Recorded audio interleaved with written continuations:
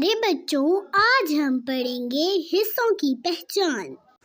Number 1, देखना। हम किससे देखते हैं?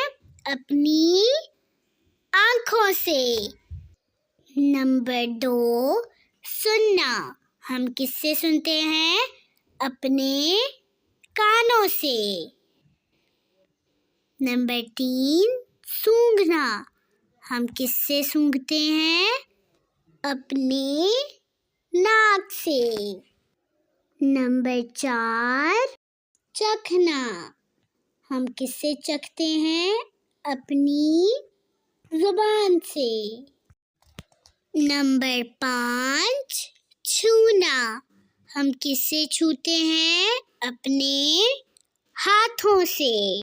मुझे सपोर्ट करने के लिए लाइक, शेयर और सब्सक्राइब करें। Thank you.